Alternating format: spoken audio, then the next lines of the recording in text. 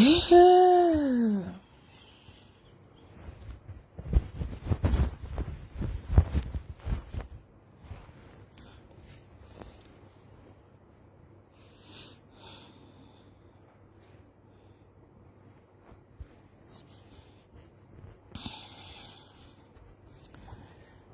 children of God. How are you, children of God? We are. Children of God, come here. Come here. Come here. Come here. Children of God, come here. Come here.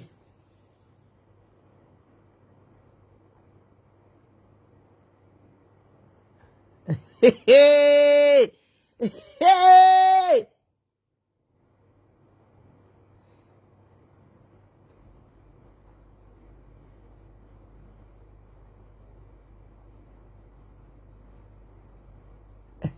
Hey! Hey! Uyai kuno, guys. Uyai kuno. Uyai kuno. Uyai. Ah, zvakaoma.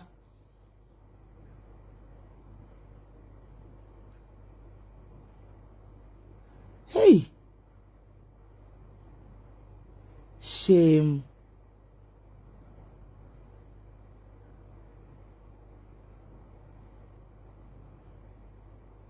Right.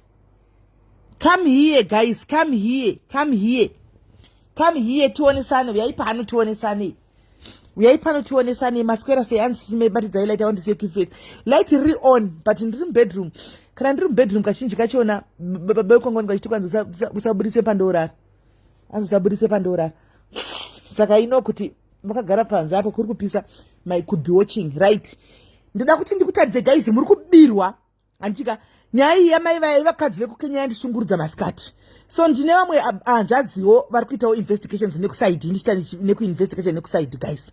So maona Tanya wandakanda nditi chekutanga I'm very disappointed nemaZimbabwe.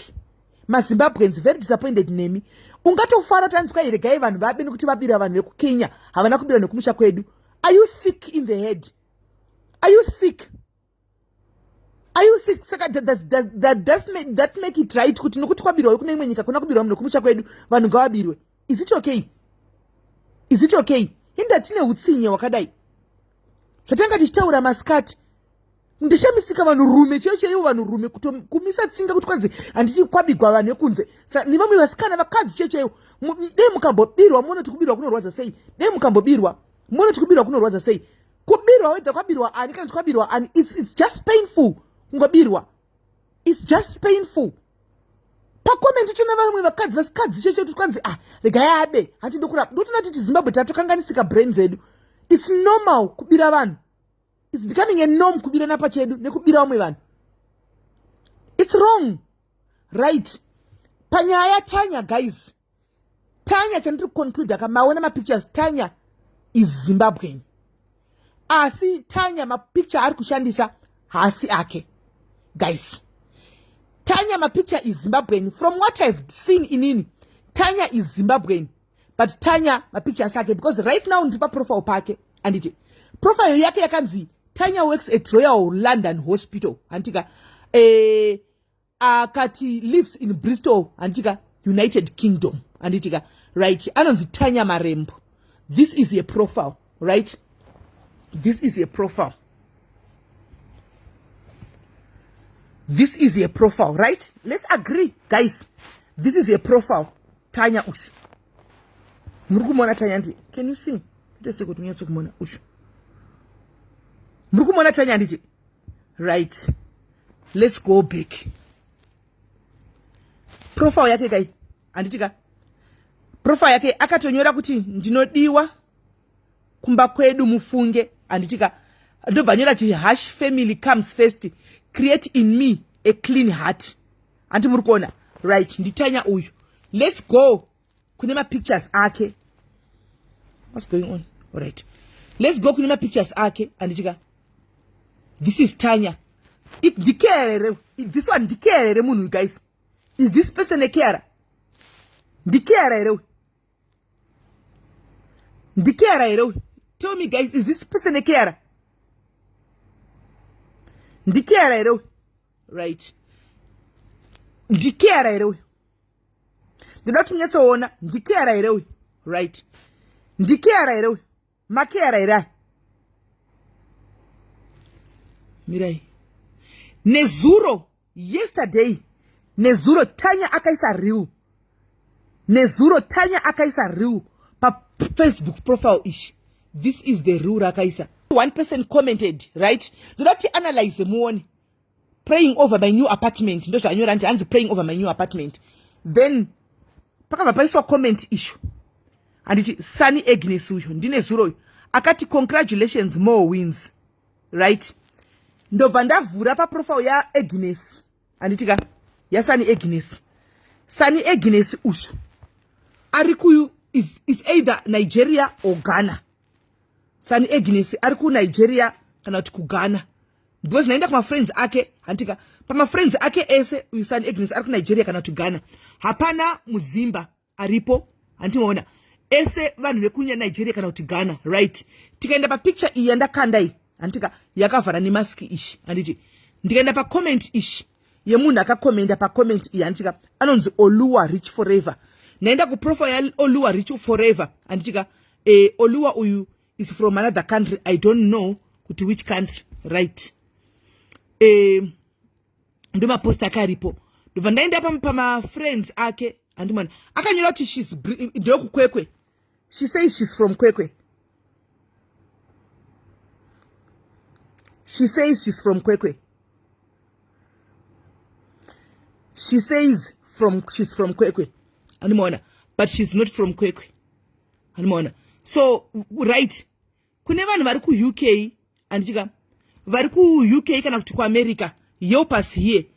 Munhu uyu mwatita taudzwa kunzi musikana uyu anga ari Keara andichika Keara achiwirirana, right? Pane valaika andichika right ava 4 valaika ava, let's go kune valaika 4 ava. So 4 valaika ndevavafa. Hapana muzimba 1 aripo antika vese ma Nigerians. I opened their profiles vese ma Nigerians. Hapana muzimba aripo ma Nigerians ose anditika right. Tabva ipapo anditika ndoda kuti mundibatsire uyu awana apartment yake ari kufarira ma blessings ake. Okay fine anditika vanhu vari ku America kana ku UK anti kwanzi ndikeara ka aishandana nesi ari sakeara anti is this infamena keara here?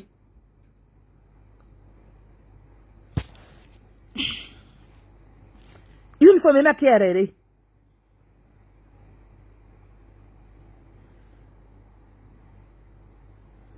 Uniform ena keara here guys?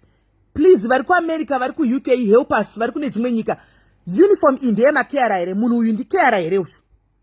Munhu uyu ndi nesi ushu? Antori nesi uyu? Nesi cheche antori nesi munhu uyu? Hasi keara. So my conclusion is, and I think the lady is Ghanaian using Tanya's name. No, I think the lady is Zimbabwean using somebody else's pictures. The lady is Zimbabwean using somebody else's pictures. My picture and munhu Europe somewhere else. This is not UK. Because if vanhu vese vari ku UK hamungambozive kuti uniform iyi ndeyekupi. Vanhu vese vari ku UK vari pano mesa hapana akatadza kuziva kuti uniform iyi ndeyekupi. This is not UK.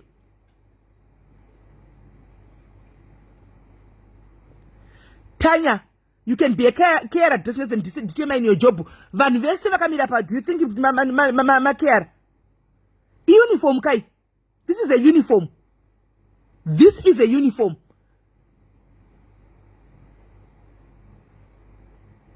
This is a uniform. Saka uniform kana chitengwa online obviously for munhu wese.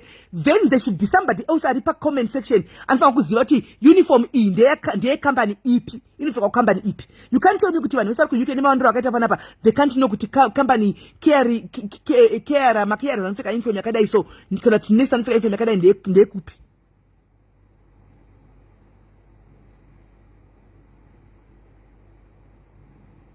Kana mchiti ndikeara anopfeka uniform iyi chitudzai kuti vekupi kwacho vekupi. Ha iwo kungoti kwa imboti kwa ndokumbira following ndagadzikwa chimbomira we man tine serious business panapa.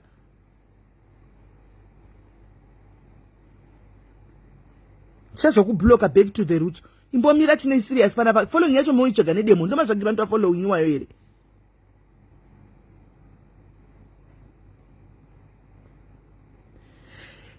are using the uniforms, Tanya, whether you like it or not, even if the uniform is bought anyway. This is what we are asking. Kuti uniform yachi yatengwa. Inomofa kuzati inofekwa ku company ipi. Mose pana apa mu UK makawanda. You can't say apana munhu anozati uniform inofekwa papi. So we are using the uniform. You like it or not, we are using the uniform. Whether yakatengwa online, choronda kanotenga uniform yangu online ranas. Kukamba kwanenge nchitoshanda vana ninga chitozati SIS MELLY pa company yedu kwakati vanofeka uniform i. Saka pari kushekwa one say anoziva kuti uniform iri kupfekwa pa company ipi. Pari kushekwa one ari kuziva sei kuti uniform iri kupfekwa pa company ipi. That's my question. Right. Ush.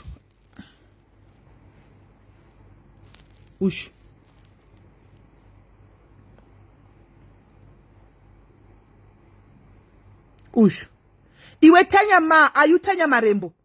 Tanya yo, are you not the Tanya watiri kutsvaga iwo wacho uri kunzwa kaba 24,000? Are you not the same Tanya yo? Because Tanya ma na Tanya Marembo.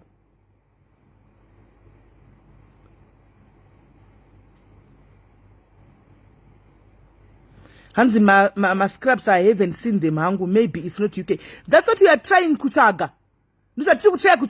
Then we are not the Hanzi America for me. That's what we are trying to do. That's what we are trying to do. Kuti rule out kuti UK. We are trying to rule out kuti UK. That's what we are trying to do. Kuti who is this person? And I've never seen in UK. I'm working in K. Ndosha ndataura kuti kana ichifekwa mu UK anditika wango gamira nyaya house kuziva nyaya ya Tanya ma wango manyira nyaya house kuziva kuti nyaya yanetsa kubva masikati kune vanhu vauya akatora 24,000 pounds yevanhu, and then she went out akatiza, but she hana kutiza because pa profile yake ari kuposta same zvemunhu, meaning to say kuti hasiriye ari kutora ma pictures. Nyaya taita kusora nezuro riya Regatimbo visa bishwiri rinonzi Prisaka kwa Prisaka ncubi amene bishwiri rapa regatimbo bloka benziti. Do imbava idzi. Mbava ndasi dziri kurwadziwa, mbava dzemasiyo AS ndasi ndinemi. Mbava dzemasiyo AS ndicharamba ndakadzvanya ndinemi. Ende muri kurwadziwa ndicharamba ndinemi. Ndicharamba ndichakakujvanyai, ndichakudzvanyai chepakati. Mbava dzemasiyo AS. Muri kubudikira pachena one by one mbava dzemasiyo AS. Muri kubudikira pachena ndicharamba ndakakudzvanyai. Mbava dzemasios. Guys, comment section vanhu vari clean. Mira stand behind me. Ma comment section mbava dzemasios dzikutondidzvanya zvokutodaro. Dzimwe dzanga zishiwe kuzonditukira ku WhatsApp chaiko. Mbava idzi. We are exposing now kokumhanya kusina. Ndicharamba ndakadzvanya. And handisi kumira. Wese akajirwa nemunhu mari nemunhu weCOS come through. Come through. Come through. Come through. 24,000 pounds. It's mari yekutamba nayo ngotorera vanhu just like that. Vanhu vari kufondoka kunzoko. Vanhu vari kufondoka, vanhu vari kubata kuita depression kunzoko. Vanhu vari kudonha ku UK, vanhu varwarika. Vanongovata vofa kana kungodonha vofa nenyaya yekubirwa mari yekushanda. Then you just come and take zvinhu zvevanhu. Ndinemi. Handisi kukusiyai. Ndinemi kusvika mati eke nemuridzo. Hanimona. Saka tiri kuirana guys kuti this is not UK.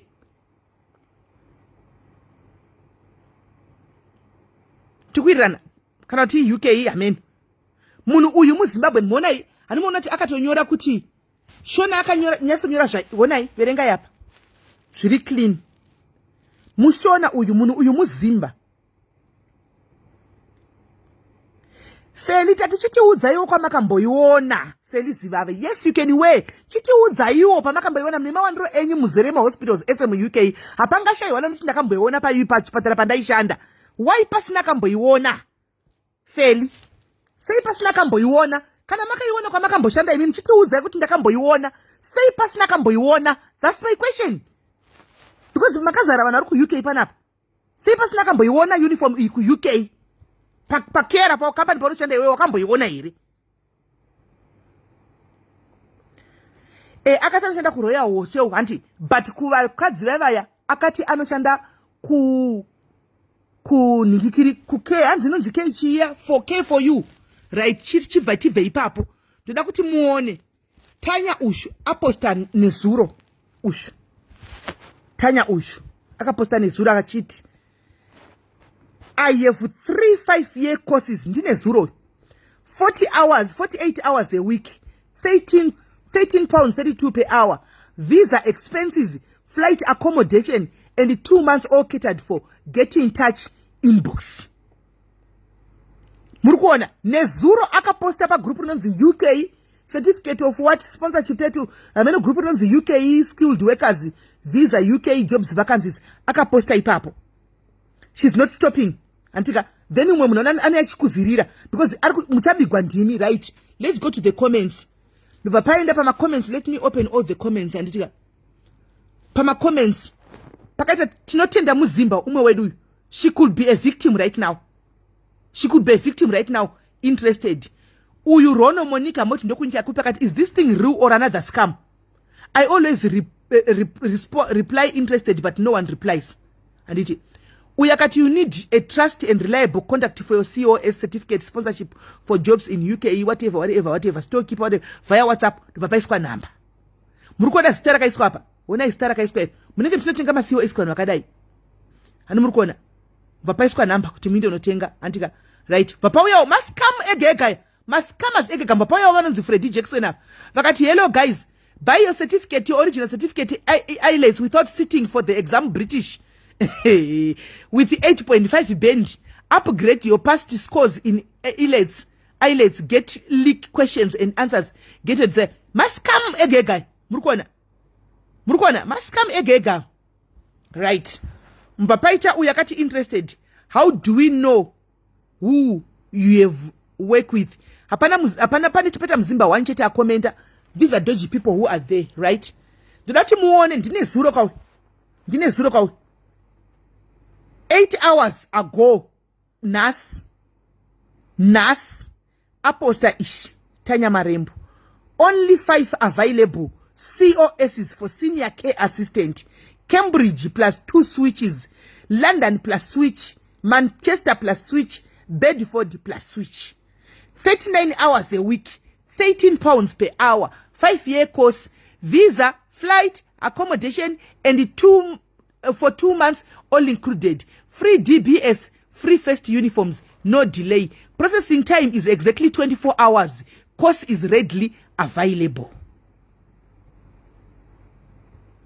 And Murukuona, the Laptimona to Tanya uyu is calm Tori professional haskumira. Mvapaenda van. When I want to recommend up, ameno group in the repeat. Interested. Uyu is why uyu, anyora imbava Abiravan 28,000 Kenyans don't be scammed by this thief. Ndofunga uyaona ola vye maskat. Antika enda no commenter.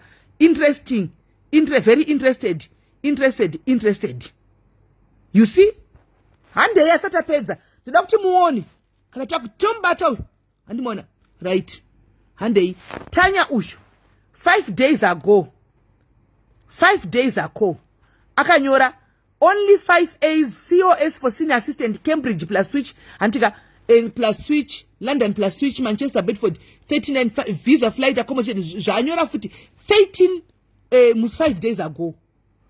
70 comments. Let's go there. Let's go. We are not the Ana Makamure, Diartak, itaget you. Doku mshakwedu, Ana Makamure ushu, itaget. Because Ana, Utanya akano answer ipapo, akatichi. Send a DM. Sorry, what's a DM? Inbox. One day, we are to widow.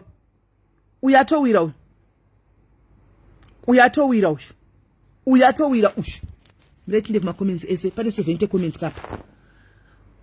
We ati, how do I apply? Tom Batachet, how do I apply? And you Vapaita uyundiye munu wanoshanda na ye ushu. Ndiye munu wanoshanda na ye anonzi MST Nisa. Because ava aisa Google ish. Immediately apply here. So we are going to verify whether this is a true link or not. Pakanzi join Telegram. Amina chikumakosi mukwenda kuma Telegram unodi awanonzi wana aravindi mundu kumarani. Amen. Right. I am interested to work as a caregiver. How do I apply, please? Antika, varikupiwa link. Kune mundu anato itori scheme e. Animona, right? Interested. On WhatsApp, produce what in the online. Ush, this is a dodgy profile. Anonzi Maku Frederick. On WhatsApp, produce real and registered UK drivers what into the database system. If the driver's license checked using a data reading machine, all your information will show up in the system and we shall legally use the documents in all cities of UK, whatever. And interested. Ush, Mr. Munu, anoshanda nayo. I'm in Nairobi. Where is your office? I'm capable of consider. Iya cha ansi manji. Kwaku answer nonzi. Kwaku answer ya nonzi Miss MST Nisa. Antika Nisa ndiye ku answer. I need one course. Nisa ndiye ku answer. Iya ate supposed to happen. Nisa ndiye ku shana scheme yake. How to apply Nisa? Scam beware. Antika patena anonya scam beware. Right. Pana aunza wava. Amenu kuti ndivapiwa. Antimona. Come inbox. Avachawira. Guaranteed and trusted. I will do a good and quality whatever. Right? I'm interested. Ever since I started preparing for my exam, I joined into so-called groups, excluding this one, which I never knew was this active, though thanks to God and friends who also helped me in one or the other. Say I passed my exam after so many attempts, now I can also boost it. Alright, we are going to pass square eyelets. CSCS card. CR licensed without taking exams. Lessons available for people taking these exams. Amino tindebepiwa number. Wakomanaka. Bio original. Saka ma IELTS English yakutengeswa. Animona. Ma IELTS English yakutengeswa. Ndizwa zviri kureva vari kutengesa ma IELTS English. Ndo vanhu vari kuvarira imkoto vari kuvhara mkoto kuti vanhu vapinde. Right. So 5 days ago akatengesa nditika the year tachiona irandi 5 days ago. Same 5 days ago ipapo akaenda pane rimwe group again. Kwete iro rekutanga iro. Akaenda kune rimwe group iro. Antika rakanzi UK Tier 2 Skilled Workers Visa. It's a different group. Akanoposta same job iroro. Andimuona. Akanoposta same job iroro. Andimuona.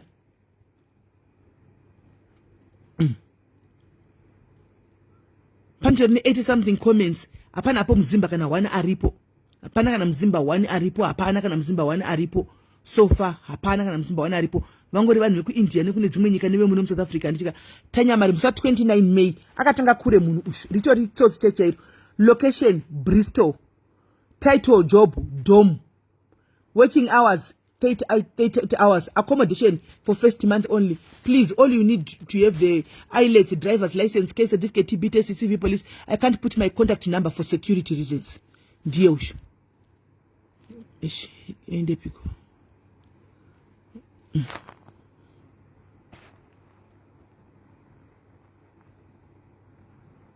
Ma groups akasiyana ari kuposta. These are different groups. Zari kuposta. Antika. These are different groups that are poster is Tanya Wedushu. Rimwe iri ndira 17 September. Course readily available £6,500. And the acting sakasa posting is zero. I don't know. Readily course readily level £6,500. Ready documents only 24-hour processing time with hours. Location Leicester. Ush. Got the money. You are a scammer. Akanyorigwa last 9 weeks ago kuti you are a scammer. Ush. Vanhu tu vakatolaika vakalaka ndivanani. Amene we kune dzimwe nyika. Kune vanhu vakutomuziva ush. Kune vanhu vakutomuziva ush. Antika right musi wa 12 November. Akanyora zve UK people only switch available Kent and Swindon 35 hours per week. £12 per 50 per hour. Mona. To my surprise, my group yakasiyana risi group 1. Anoramba chingo poster selling COS to people with ready documents, IELTS, TB test, whatever. The 5 March ushu. Atovene nguva chizviita. Ushu. Atovene nguva chizviita. Ushu. 29 May. The yimwe. Ushu.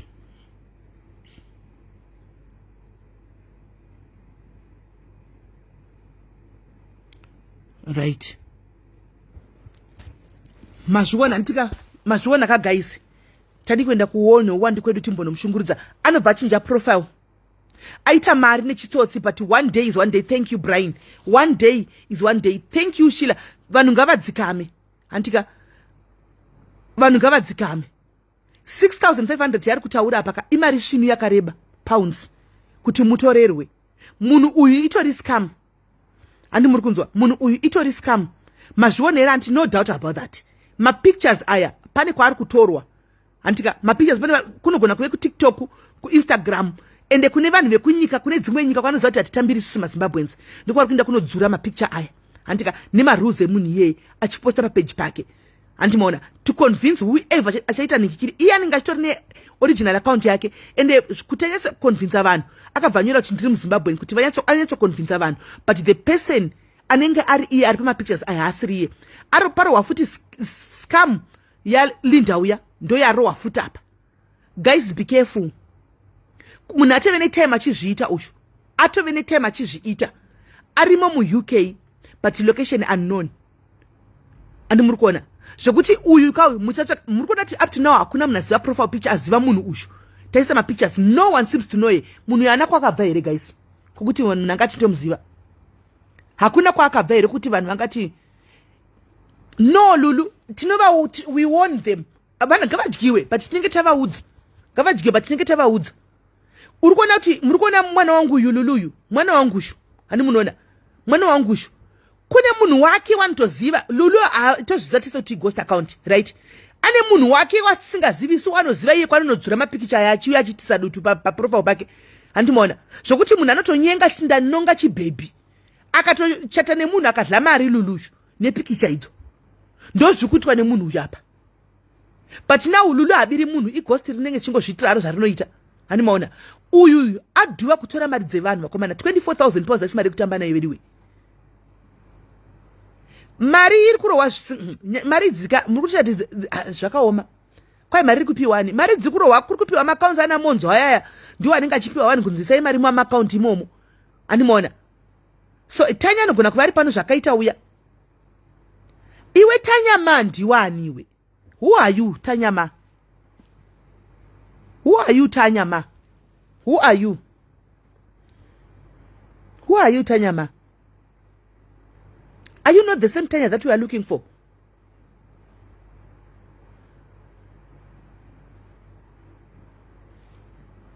Who are you Tanya ma?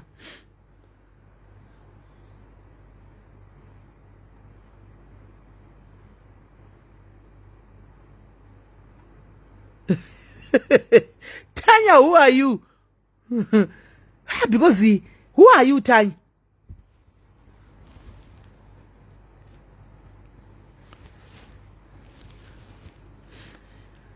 I don't know what is happening Kudzi, but Maria vakaisa maccount ndidzo dzana monzo idzo dzidzi. So I'm not sure kuti maridzi guys all right, let's bring those ladies back. Let's bring those ladies back. Vakadzi vamakenyans yes, but scam inotorohwa futi vanhu vekuZimbabwe varipo vari kutorohwa nescam as much as vari vanhu veku whatever vakabigwa ichatapukira kuvanin'ina vedu. Iyo iscam iyoyi kana kuti vari kutobigwa vakanyarara vari kuhla kutaura. Who's this one?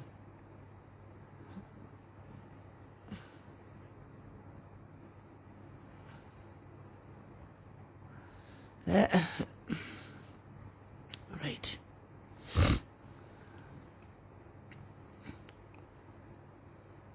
This is his number. Oh, pati vatouya wa. Hey! Anonzi Matthew Shandirwa uyu hanzi ari kutirova akatirova mari dzemakosi. Ameno rechigaiti kozopinda pane ya Matthew inyaya iyi. Matthew Shandigwa ari kuUK. Report yakaiswa but pari pakaipa mira chinde kuvakadzi vaya tidzose vakadzi vaya. Ha ini guys ndogwadziwa ini kubigwa kogwadza asikana.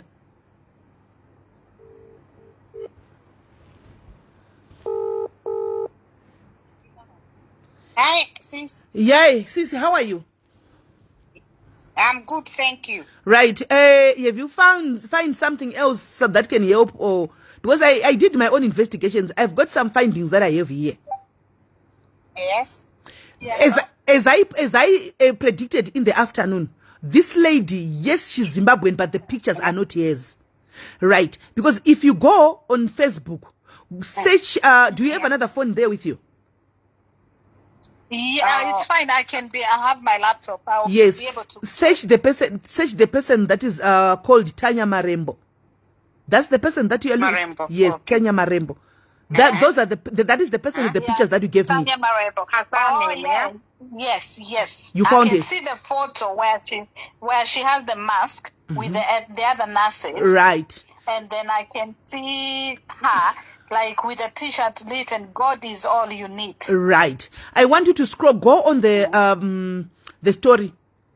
Go on her story, on her storyline. Yesterday she just posted a reel. Yesterday she posted a reel when she was thanking God to say, I'm thanking God for my blessings and more. But if you look at that reel, that is not UK. The problem is I can't find her. I can't find what is it called? I can't seem to find anything else from the page other than the 2 photos. The last post was in counting my blessings. Listen, hold on. Let me go there. Probably you not. You don't know how to use to open the profile, right? I'm there, right? Tanya Marembo, just open the profile. Open the profile. Did you open the profile? Right. I have opened the profile. You see where it's written works at Royal London Hospital. Works? No, I can see. Lives in Bristol, United Kingdom. Okay, from Kwekwe, right? You see where it's written from Kwekwe. Yeah, from Kwekwe. Right. Just underneath there are three story pictures there. Do you see them? Yes. Can you open the first one, the one that she's sitting inside it's like a doctor's room or something, I don't know. Can you open it? Oh yeah, the one in pink, yeah? No. The bed is pink. Yes, the one that is yes, the one that she's sitting on the chair. Yeah, hold on, no, that one she's sitting on the bed. The one that she's sitting on the chair. She's sitting on the chair. Do you see it? Yes. That's here, right? Yeah. You think it's here? Do you look at it? Do you think she's a carer there? That person is a carer. Do you think that person is a carer? No. Right. Let's go to the next picture. Open the next picture. Okay. Can you spell the surname? Mama roast me. Tanya M-A-R-E-M-B-O. Vari murima chairo chinozikama hapana. Takutovhura masiso. Open the second one. Okay. The collection. Open the second collection. Oh, that's the picture. Do you see her? That's where I am. Yeah. Do you see her? With the mask, right? Open the third one.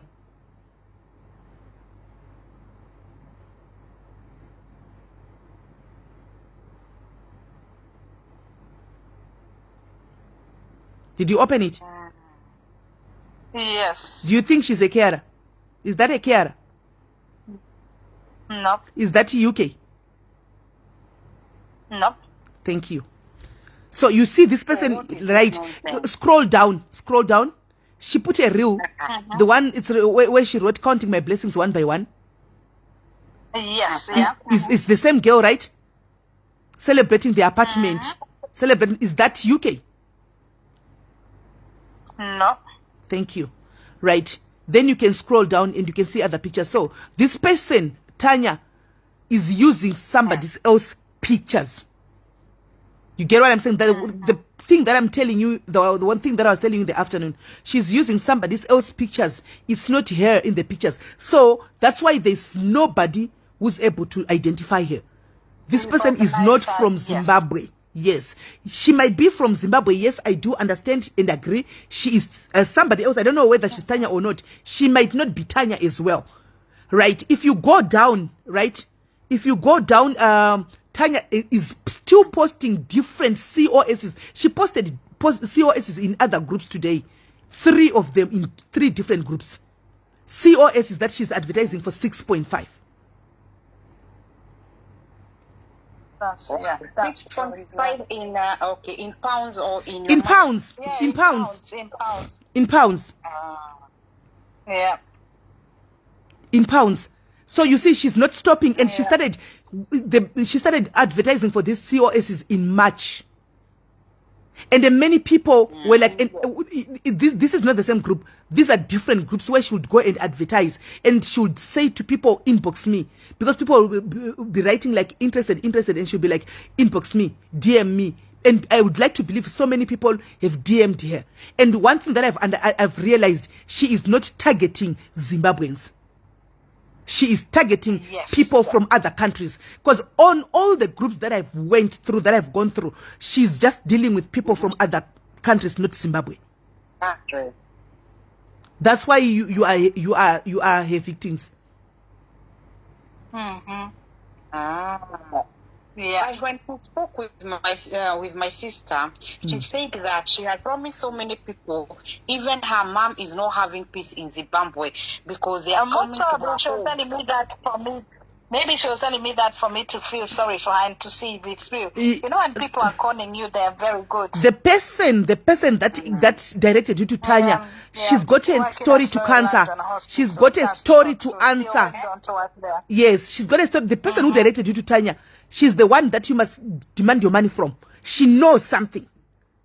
She knows To something. be very honest, now thinking of it, yes, that is who She we are knows to go. something because She hasn't found yet. you know why I'm saying that. You know why I'm saying that. When I was trying to follow everywhere where she's marketing this COSs, right? She markets, but in the comment section there is somebody else with a funny name, a different profile, a dodgy profile that is answering and giving people link, the same link. So it's a syndicate. It's a syndicate. More than Yeah.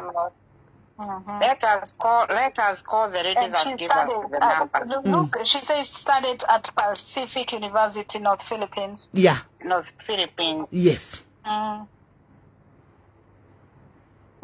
No, Linda. No, sis Linda. The girl is Zimbabwean. Pakanyorwa Shona, the Shona that is written there. Ishona checha yekuti aina unyorwa nemumwe munhu kune chimwe chirudzi. Endai munotarisa zvinhu zvapanonyora neshona. Ishona checha inonyorwa nemushona. Shona checha but ari kungoita zviri kuita musikana wekuswasira zuro yayo wokuti vari kuzvita naMrs Jones. Ndo zvari kuita muzimba checha akatonyora from muzimba but zita rake hasi Tanya. One, she's not Tanya. Tanya is not her name. One. Two, the pictures and whatever that she's posting, they are not hers. Yeah. She's Zimbabwean because the Shona that she's writing she's Zimbabwean. I don't have any doubt with that one. She is Zimbabwean. And if you can try to locate, maybe we might find there's another Tanya Marembo somewhere who is not even aware of this. Who is not even aware of this. Yeah. Because this profile, she doesn't have any friends. She's got only friends from other countries. No Zimbabwean friends, no one by the name, the surname Marembo. No, nothing, no one from Zim. It's only, I know it's dodgy. It's no. And what is written there, is it in your language? You know. Yes, it is in our language. Name? Yes, it is in our language. That's why I strongly believe she's Zimbabwean, but she's using somebody else's pictures. The lady who directed her to you, she must take you to this lady who sold you the COSs. Go to her, my sister. You know what I'm advising you now? Do you know what we call Gindagoria? Do you know Gindagoria? Gindagoria. No. You don't know Gindagoria, right? Somebody who's what can I say, guys? Somebody who's not shaken, somebody who's brave, somebody who's good, who does who has this I don't care attitude, a warrior. Yes. Just go to this lady who directed you and tell her, you know what, today you are going to kill us. We are not going anywhere until you take us to that person, because you alone knows this person. You are in the deal. Go and perform there. Yes. Go and make a scene. Okay. Go and perform. You are British citizens. Even if the police comes, you tell them exactly what happened, right? Tell them exactly what happened. They will understand that you are in need of your money. 24,000 pounds is a lot of money. Yeah. Most probably even this M-Pesa money, it was through the person who told us, most probably. Maybe she knows more than she's saying. Go to the person who introduced to you. She is the one who must take you there to that person. Since she's the one who's claiming that she was working with her, she will show you the person. Yes. She will show you the person. She claimed she's claiming that she worked with Tanya, right? She must show you Tanya. Go to her. Do you know where she's working? They all work in Bristol. go to Bristol, my sister, take a day off, drive to Bristol, go and make a scene. Make sure you're wearing tracksuits and tennis, my sister, because it's time for performance. And when you are performing, the other one must be taking videos. Yeah. I'll take photos. Take videos. When we went to Manchester. Take videos or live videos so that you can expose these scammers. Take a live video. Yeah. We will. So, my sister, will get back to you. Yes. The moment we get something from that lady, we are coming back on live. She will not take somebody else's money again. No problem. Probably the person who directed you is the person who's taking you, who took your money. Now we don't know. She's taking us on our Yes. Now she's sending you on a wild goose chase. Yeah. Exactly. It could be her who took your money. So go there, make a scene there. Make sure you don't live here. Make sure you make a scene there. If it means you go to the cells, it's fine. It's your money. Let it be exposed. Let the police get your attention with this story. Yeah. But for sure, you have been scammed. This one, you have to put it in your mind that you guys have been scammed, whether you're going to keep on tracing it or you're going to make peace with it. But just know that this is a scam. You were scammed. A proper one. Proper scam, yes. Hey. Chinege. Anyway, thank you. Okay. Thank you so much. All right, my sister. All right, my sister. Yeah, God bless get you. Back to you all right. Any news. All right, sharp. You. Okay, bye. Right.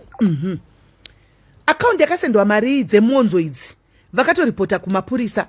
Saka nyaya iyi bhengi rakati tinoda hanzi choda 28 days to investigate. But she's still continuing. Muri kuona kureva kuti akatombobudirira munhu ushu. She's still kubva muna machika kandoziva kuti bhengi iri harina zvarinoita. Mana munzara. That's why ari kuenderera mberi. Dei akambobatwa ka pane umwe akaripota akabatwa ka dei asingasaendereri mberi. Saka ngwarirai vasikana. Ngwarirai munobirwa mari. Anti muri kunzwa. Munobirwa mari nemasikama aya. Ende havasi kumira home affairs iri kuinvestigata zvekuinvestigata zviya. Iri kuivhara makambani. Somebody was Monzo will have a name though, that's the starting point.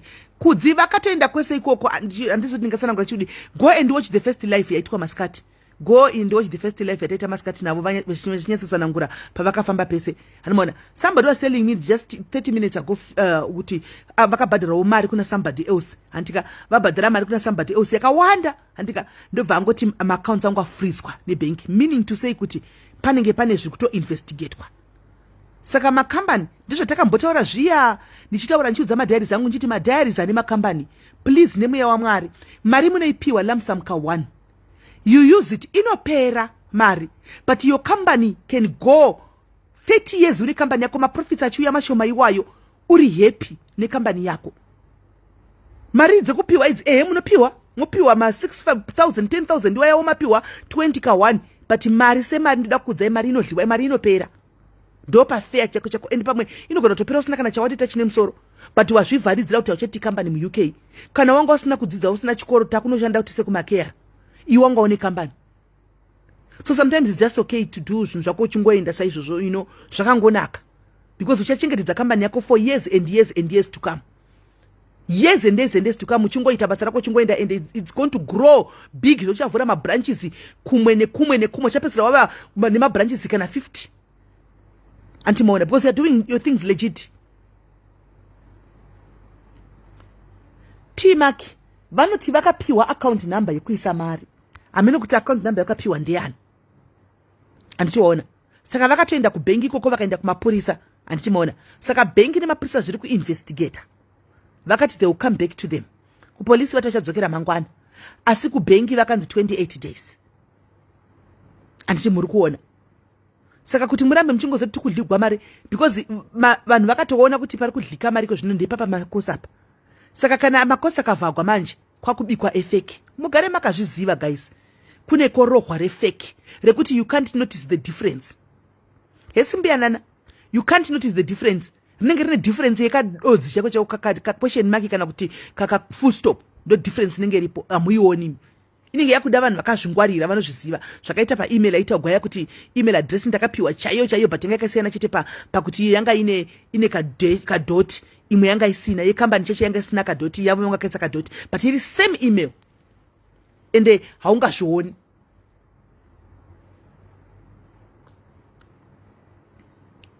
Zvaungazvioni. Saka awareness campaign atada kutionesana iyi. Kune vaya vari kuti kwanzi vakabigwa vakakaura because ndeye kukinya. Hakuna munhu anodiseva kubigwa guys. Hakuna munhu iwe vakambokubira here. Hakuna munhu anodiseva kubigwa anyway. Kubigwa kunongogwadza wedza muAmerican kana kuti muchi abigwa zvinongorwadza. Zvinongogwadza kuti munhu angobigwa. Inongonasa kuti vanhu vanongodiseva kubigwa pano pasi i1 rudzi chete. 1 rudzi ndo rinongodiseva kubigwa pano pasi maChina. Yeah. Indai munobira maChina. Vanhu vatema vasiyai vanhu vatema please. China go. Because vari kungobirawo vamwe vedu kuZimbabwe kutodaro daily. Chiva pamasikimani. China kubigwa harina kana basa. Ende hatitomboiti life. Asi maAfrican sisters edu aya aiwa tinoita life. Zvatoregerere. Saka guys, pamunoona zita rakanzi Tanya marembo. COS is available. Mamaona kwai £13 50 yenyu aya muri kupiwa. And akazati akaisa £15 it becomes too suspicious. So akaisa mariri pakati pe £11 ne £15. Akaisa £13.50 kuti munyanze to hooked. And maona. So be careful guys. Be very very careful. COS, be very careful. And muri kunzwa be very careful. Ino kuti munhu sada upenyu hwakanaka muda kuenda muda kudini. Anomaona asi kwanzi 24k idi akatanga plot rekinya ore coffee kukinya but na queen ugovata here hope ugotojya sadza richimedza uchizati kune munhu ari kukunamatira ari kunamata achichema achiungudza achidini nezita rako wakadla mari yake zvigobudirira rigotobudirira plot iroro imi vekutsvaga mafollowing munotinetsa imi ndio matsvakigwe mafollowing here kuti munongoenda pose muchingonoti tokumbirawo following inde munetsa content yenyuko kana muchinakidza tinouya izvo kungotedza malive avanhu muchingotokumbirawo following yenyu mahwana aya shuwa kudi hazvishandi izvi vana MC Punchline. You go and do your content. If your content is nice we just follow. Ndo matsvakiro enhikikiri emafollowers. Mafollowers acho tinouya munoita nezvei ikoko kana tikauya what do you do? Munoita nezvei tauya ora takufollowa Punchline tauya unoita nezvei? Uri kuita nezvei ikoko kula page koko oda tifollow uri kuita nezvei? No, Queen, unoona zvandatoona pada kuitika panapa.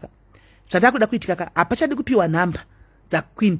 Kwakutoenda pamagroup ayaya paanongoposta neaccount dzimwe tatopinda muinbox. Ndikuda COS.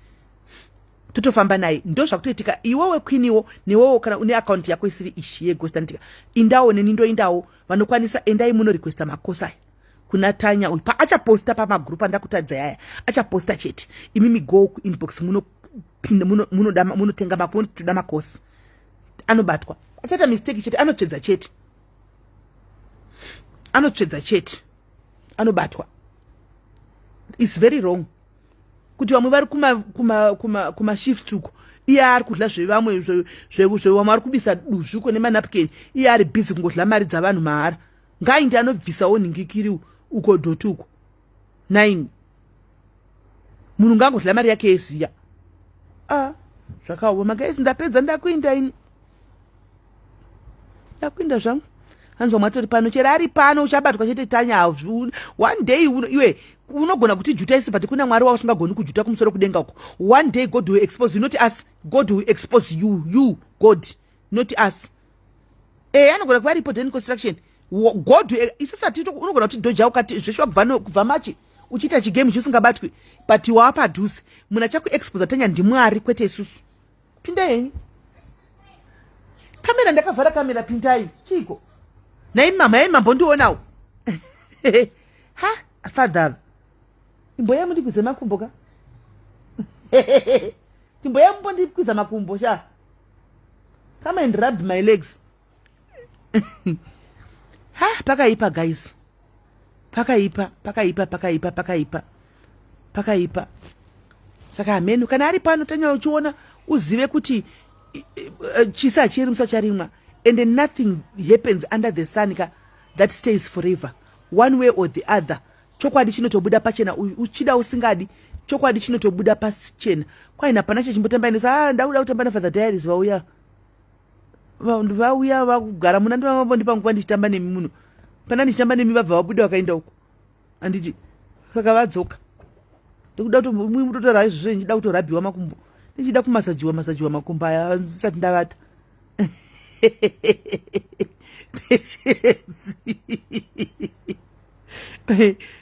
zvakaoma right. Saka ndakuinda guys, we'll meet again tomorrow. The guy mangwana timboona dzouyu kwai uno yani uyu wanetsa zvewe maCOS muZimbabwe wai uri kutohla mari dzavanhu asi ni shwamiro medu chenda pasaidi ndingotaura zvinhu muchingoramba muchingonopa vanhu mari tichingotaura muchingonopa vanhu mari tichingotaura muchingonosiya mari kuvanhu kusvika riini shu kusvika riini tichingotaura muchingonopa mari tichingonotaura muchingonopa mari muri kumbozvifambisa sei? Musadaro guys, musadaro.